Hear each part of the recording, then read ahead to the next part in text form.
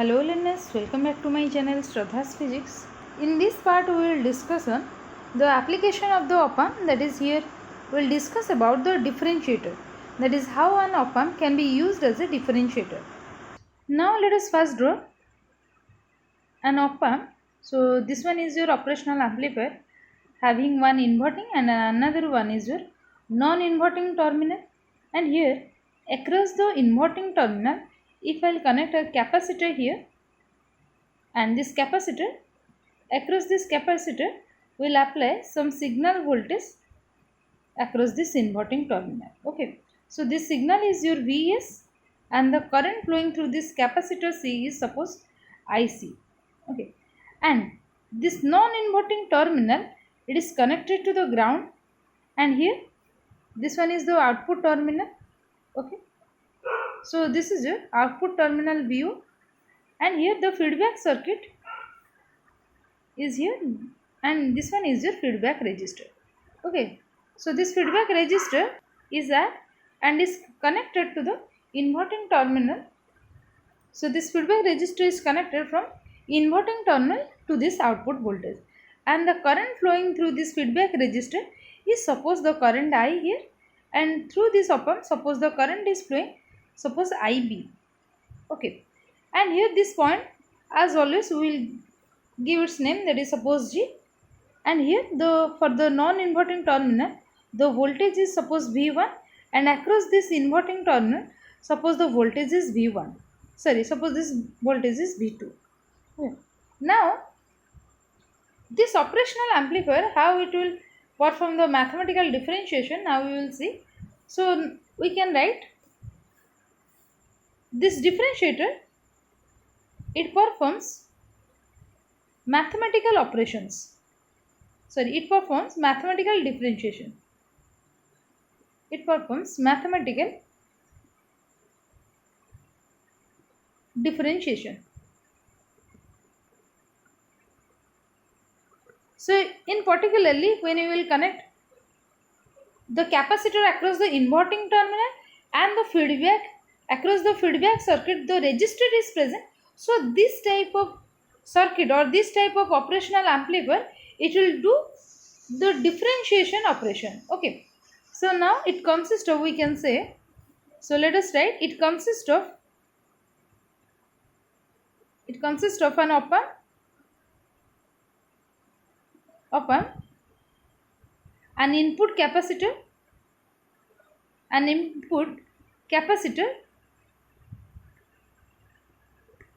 of capacitance C, suppose input capacitor of capacitance C, and the feedback resistor of resistance R. Now if I will apply the Kirchhoff's current law at this terminal G, you can see the current across this capacitor is IC, and here this current is distributed for the feedback resistor and through the operational amplifier, that is IB. So we can write this IC equal to I plus IB by applying Kirchhoff's current law. So by applying KCL,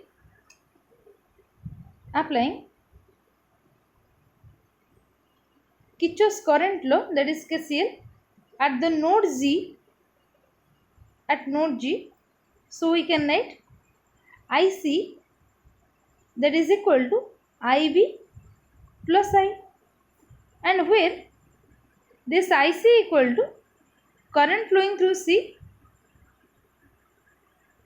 current through the capacitor C, and IB equal to current through the inverting terminal,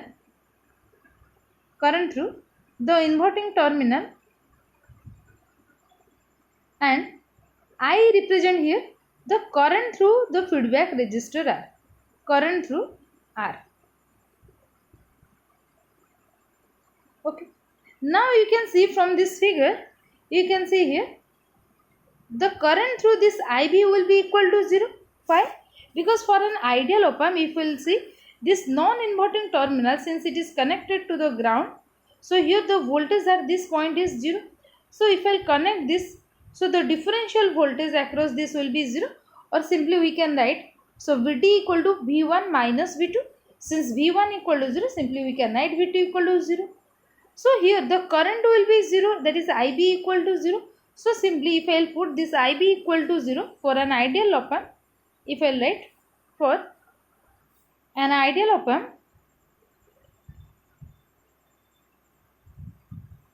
since Ib equal to 0, so we can write Ic equal to I. And now from this diagram, so this Ic equal to, so you know Ic equal to dq by dt. So this is the rate of change of flow of the current, flow of the charge, sorry. So this is your dq by dt. So here at this point the current will be dq by dt, the rate of change of the charge q, and that is equal to this Ic will be equal to I, since Ib equal to 0. So Ic equal to I. So what is this value of I? So let me write first the Ic value. So here Ic equal to dq divided by dt. Now here I will put the value of I. So you can see at this point I, so at this point if I will consider this voltage is V2 and here the voltage is V0 or VO. So the voltage will be V2 minus VO divided by the resistance is your R. So now substituting all this value we will get. So this will be V2 minus VO divided by R. So dq by dt equal to this much, V2 minus VO divided by R. And again the charge on the capacitor here, this Q represents the charge on the capacitor. Charge on the capacitor. So if I will write C, that is your capacitance, C equal to Q by V. So from our expression, so let me write again. So this is your dq divided by dt, that is equal to V2 minus VO divided by R. But you know C equal to Q by V, फिर Q is the charge and V is the potential difference. And now if I will put this value, that is Q value, if I will substitute, this will be Q equal to C into V. So now in this case if you will see, so what is the value of Cv? So here if I will put, so at this point this is your dq by dt, and here this Q equal to C into V. So that V, that is the potential difference. So for this point the potential difference will be Vs minus V2. Okay, so here the potential difference will be Vs minus V2.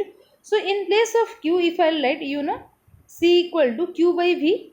So Q will be equal to C into V. Q equal to C into V. So in place of V, I will simply write Vs minus V2. Okay, so this will be C into Vs minus V2.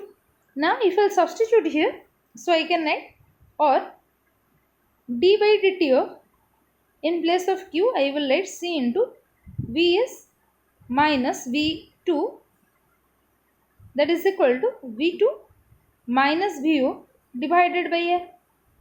Okay. Now, from the virtual ground concept, from this diagram, you know, since V1 equal to 0, V2 is also equal to 0. Now, if I substitute this value from the virtual ground concept, you know, V1 equal to V2 equal to 0. So now if I substitute this value here, so this will be, I can write, since the C is constant, can be taken outside. So this will be C into dVs divided by dt, that will be equal to minus VO divided by R. I can write like this, or our output voltage VO will be equal to minus RC whole into dVs by dt. Now from this relation you can see the output voltage can be written as the rate of change of the input voltage signal, or that's why this is called the differentiator op-amp, because the output voltage, it is the differentiation of the input signal voltage, and with an inversion, this negative sign means with an inversion, and here a scale multiplier of RC is present. Okay, now let me write. So here the output voltage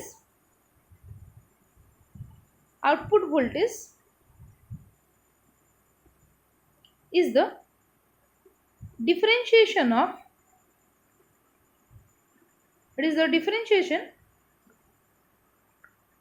of input signal voltage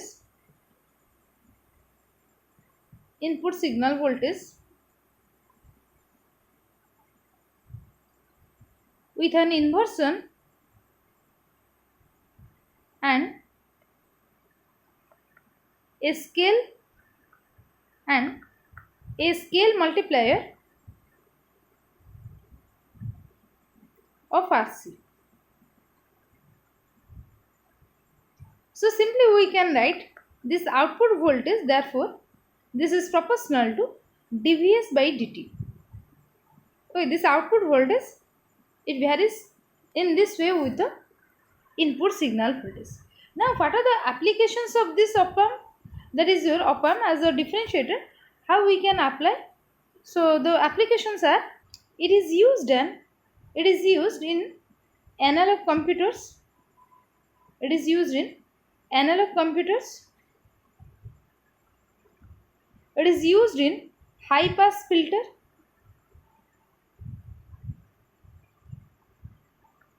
It also used in wave shaping circuits,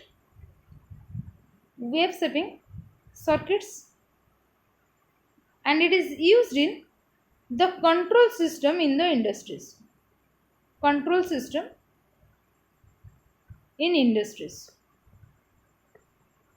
So these are the application of the differentiator op-amp. So basically, in case of the differentiator, you should note that here, in case of the differentiator, the non-inverting terminal is grounded and the inverting terminal, across the inverting terminal, a capacitor is connected and the feedback resistor, and the feedback is the resistor. Okay. So this is the diagram for the differentiator, that is the op-amp as a differentiator. So this is all for today. Thank you all.